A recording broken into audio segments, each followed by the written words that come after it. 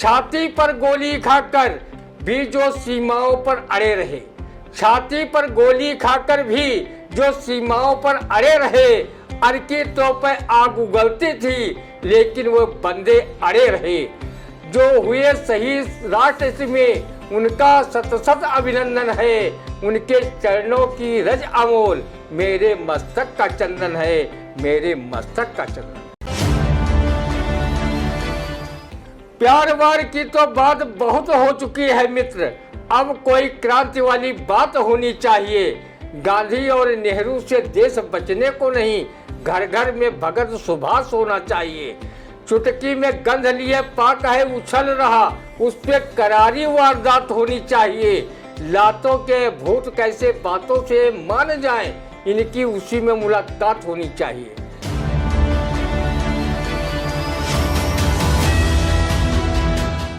नमस्कार, स्वागत है आप सभी का आई इंडिया के खास कार्यक्रम रंदा में। खबरों पर रंदा चलाने के लिए आई इंडिया के स्टूडियो में मौजूद है वरिष्ठ पत्रकार, कवि एवं रंगकर्मी ज्ञान प्रकाश सिंह प्रतीक जी। तो प्रतीक जी, आपका बहुत बहुत स्वागत है आई इंडिया के स्टूडियो में।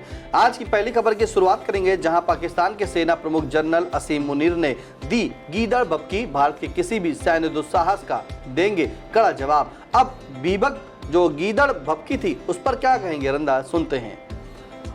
अब मेढकी को भी पैदा हो रहा है जुकाम। नामाकुल, जरा अपना इतिहास उठाकर तो देख, फिर देना भारत के सैन्य शेरों को गीदड़ भभकी। भारत ने तुम्हारा साहस 1965, 1971, 1999 के युद्धों में देख चुका है कि युद्ध में किस तरह मुंह छिपाकर वो पीठ दिखाकर भागे थे। 1965 में भारत के वीर सैनिक लाहौर तक में घुस गए थे। शुक्र करो ताशकंद समझौते का, जिसमें भारत द्वारा जीती गई जमीन को भी तुम्हें वापस देना पड़ा था। 1971 के भारत पाक युद्ध में हमारे देश के सैनिकों ने पूर्वी पाकिस्तान का नक्शा बदलकर बांग्लादेश बना दिया था। तुम्हारे 93,000 सैनिकों ने भारत के थल सेनाध्यक्ष के आगे आत्मसमर्पण कर दिया था। ये दुनिया का सबसे बड़ा आत्मसमर्पण था। 1999 के कारगिल युद्ध में तुम्हें पेट दिखाकर भागना पड़ा था, तब तुम्हारा साहस क्या घास चलने चला गया था। अरे कायर जनरल असीम मुनीर, बड़ी बड़ी बातें मत कर।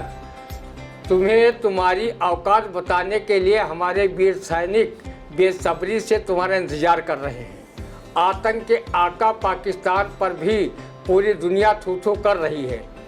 जितना आतंक का गंदा खेल तेरी सरपरस्ती में आतंकवादी खेल रहे हैं, इसका खामियाजा तो तुझे और तेरे देश पाकिस्तान को भुगतना ही पड़ेगा। रंदा जैसे 140 करोड़ भारतीय पहलगाम की घटना को लेकर काफ़ी गुस्से में हैं। उन्हें तब तक चैन नहीं मिलेगी जब तक आतंकवाद व आतंकी देश पाकिस्तान का खात्मा नहीं हो जाता। तो बार बार परमाणु बम की धमकी भारत को देता है। क्या तेरे पास ही परमाणु बम है? वो भारत के परमाणु बमों के आगे फुस पटाखा ही साबित होंगे। हमारे वीर सैनिक जब तक पाकिस्तान को 5 टुकड़ों में नहीं बांट देंगे और पाक अधिकृत कश्मीर पर अपना अधिकार नहीं जमा लेंगे, तब तक तुम्हारे जैसे बड़बोले गीदड़ों को भारतीय शेर छोड़ने वाले कहाँ हैं। रंदा, भारतीयों की भावनाओं को दृष्टिगत रखते हुए प्रधानमंत्री से अपील की है कि वो पाकिस्तानी हुक्मरानों, आतंकियों व वहाँ की सेना को सबक सिखाने के लिए अब देर करने की ज़रूरत नहीं है, क्योंकि पूरा देश पहलगाम की घटना को लेकर काफ़ी दुखी और आक्रोशित है। ये पाकिस्तानी लोग व वहाँ की सेना सिर्फ भारतीय सैनिकों की भाषा समझती है। मोदी जी उसे समझाने दीजिए। कवि रजनीश जी की इस कविता के भावार्थ की तरह प्यार वार की तो बात बहुत हो चुकी है मित्र, अब कोई क्रांति वाली बात होनी चाहिए। गांधी और नेहरू से देश बचने को नहीं, घर घर में भगत सुभाष होना चाहिए। चुटकी में गंध लिए पाक है उछल रहा, उस पे करारी वारदात होनी चाहिए।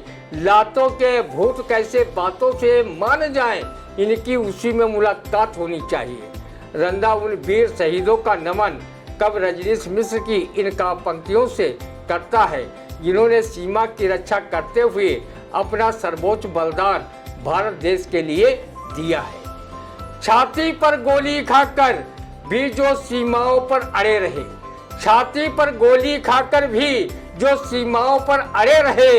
अर की तोपें आग उगलती थी लेकिन वो बंदे अड़े रहे। जो हुए शहीद राष्ट्र में उनका सत सत अभिनंदन है। उनके चरणों की रज अमोल मेरे मस्तक का चंदन है, मेरे मस्तक का चंदन है।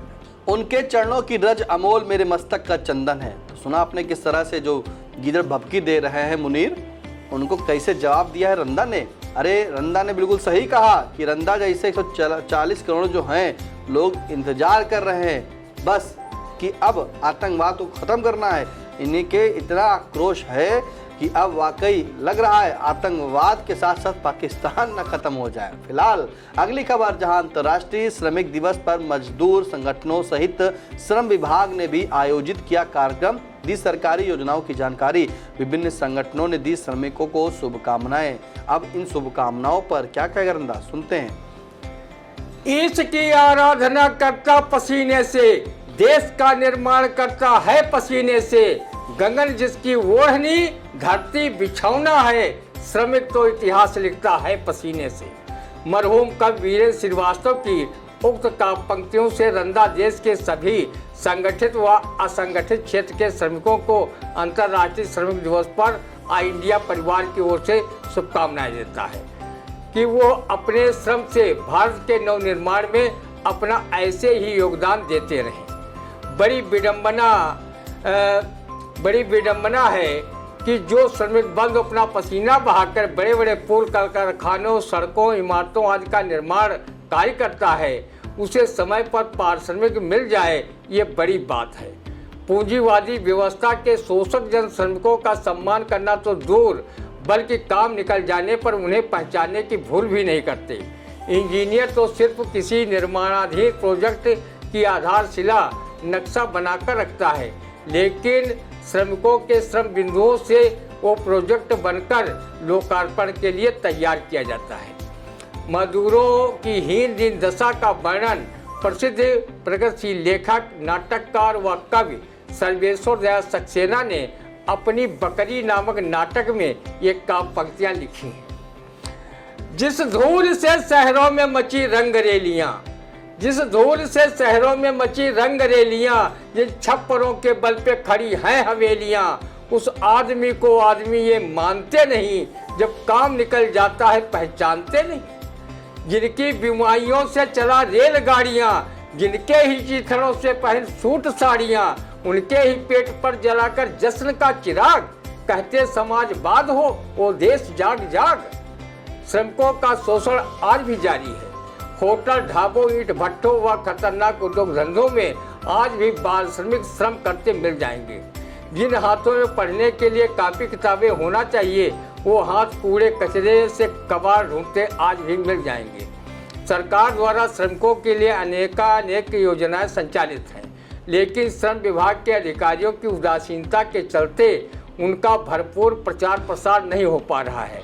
प्रचार प्रसार के अभाव में श्रमिक सरकारी लाभ से काफ़ी संख्या में वंचित रह जाते हैं। जब बच्चों को कूड़ा में से कबाड़ ढूंढते देखता हूँ तो रंदा को शायर महफूज रहमानी के शेर याद आती है। बच्चे हमारे आज भी आज़ाद मुल्क में, चीज़ें हैं बिना करते सभी डस्टबिन में।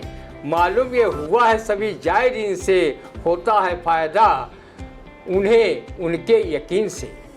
कांग्रेस सरकार ने श्रमिकों के उत्थान के लिए मनरेगा योजना चलाई थी और 100 दिन के काम की गारंटी दी थी। आज भी मनरेगा योजना तो चल रही है, लेकिन उसका बजट पर्याप्त नहीं है।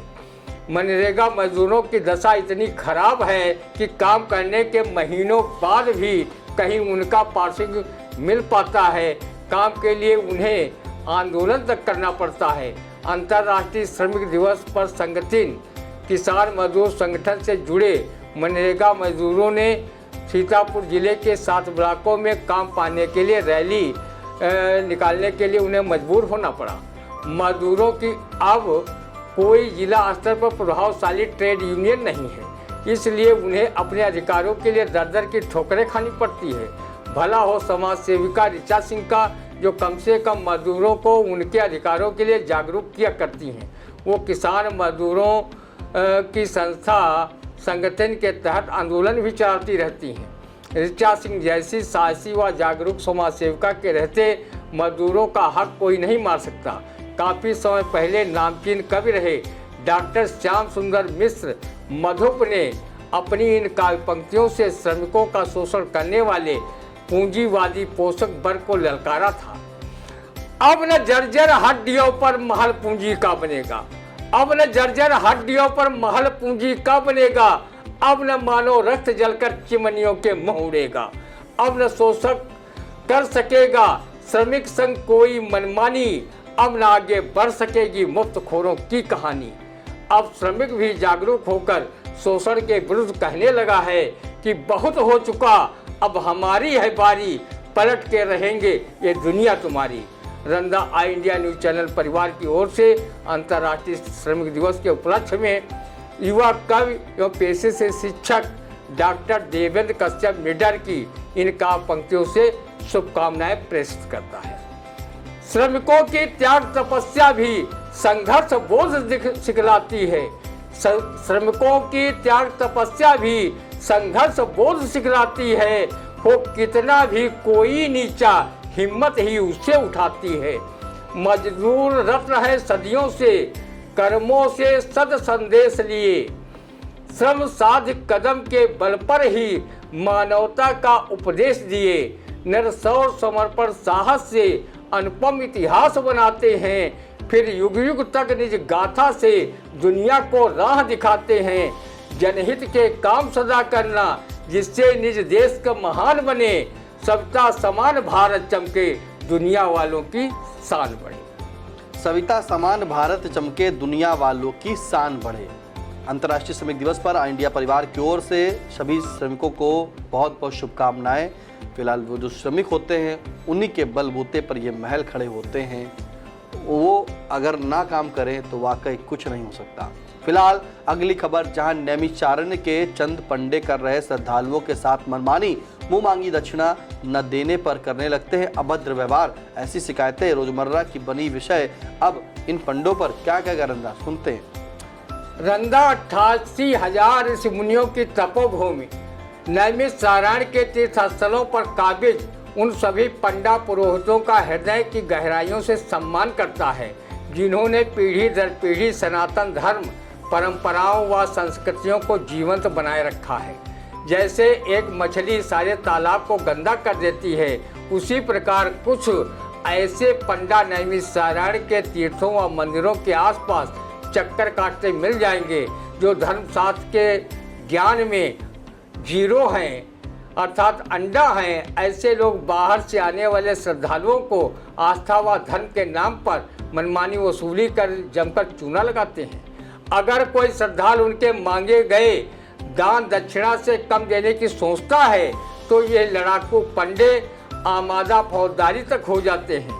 एक प्रसिद्ध हनुमान जी के स्थान पर एक व्यक्ति श्रद्धालुओं को कपड़े से बने गदा से पीठ पर मारता है और 10 रुपये वसूल लेता है। न देने पर क्रोधित होकर श्राप देने की मुद्रा में आकर खड़ा हो जाता है। किसी के पास देने के लिए पैसे हैं या नहीं, बिना पूछे उसके पीठ पर वो पैसे के लिए गदा क्यों मारता है, विचारणीय प्रश्न है। रंदा सनातन धर्म ध्वजावाहक समस्त पंडा पुरोहितों का सम्मान व आदर करता है, लेकिन उन पंडा पुरोहितों का सम्मान रंदा कतई नहीं करता जो धर्म और आस्था की आड़ में श्रद्धालुओं के साथ आए दिन अभद्र व्यवहार करते हैं व उन्हें स्वर्ग नरक समझाकर उनसे ठगने का काम करते हैं। अगर किसी श्रद्धालु में आस्था है तो अपने सामर्थ्य के अनुसार दान पुण्य तो करेगा ही। रंदा ने चंद लुटेरे पंडों के लिए एक कविता प्रस्तुत की है। पंडा से जो बच निकले जग में चतुर सुजान, जान तलक छोड़े नहीं जो फंस जावे जजमान, जो फंस जावे जजमान तो कौड़ी कौड़ी झारें, धर्म के ठेकेदार ये पुरखन तक पार उतारें। जन्म मृत्यु मुंडन में पुजाने का देखो हथकंडा, और नीम साल मिश्री का कैसे लूट रहे हैं पंडा। पंडा पुरोहित ठग रहे लिए धर्म की वोट, और छद्म वेश धारण कर देवे धन की चोट। देवे धन की चोट धर्म का जाल बिछावें और सरग नरक समझाए मालू अच्छा ले जावें।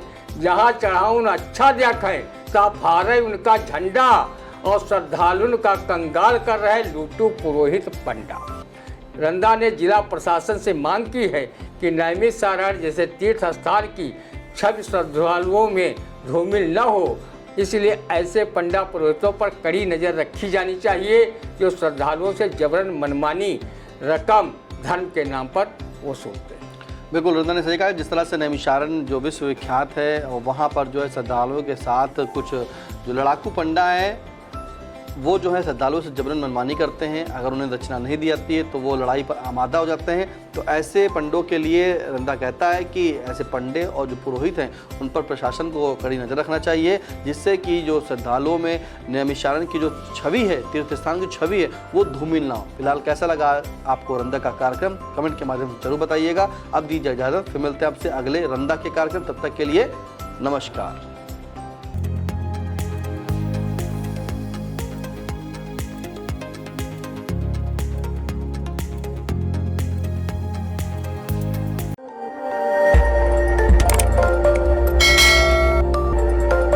खबर आपकी, नजर हमारी।